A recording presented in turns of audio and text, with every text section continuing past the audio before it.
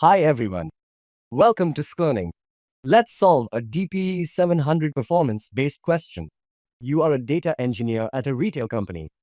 Your team runs a nightly pipeline that performs a full load of 50 million customer records from an Azure SQL database into a Microsoft Fabric lakehouse.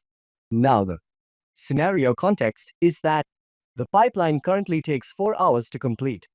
The business wants the data available within 30 minutes of source changes. Only 2% of records change per day. You must reduce pipeline runtime while ensuring fresh data.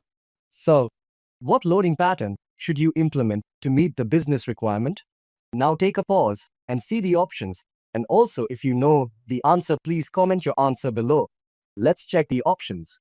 For first options, scaling compute speeds up a full load, but you still copy all 50M records every run.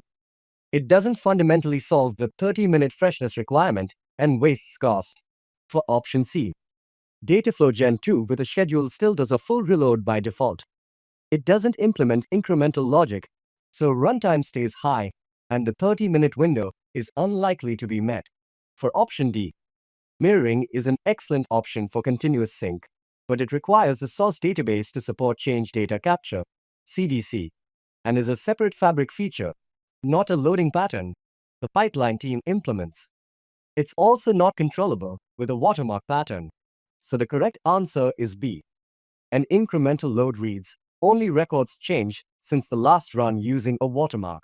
With only 2% of 50M rows changing daily, 1M rows, runtime drops dramatically, easily under 30 minutes. If you learned something new today, like the video, share it with your developer friends, and subscribe to Sklearning for more smart learning. Happy coding!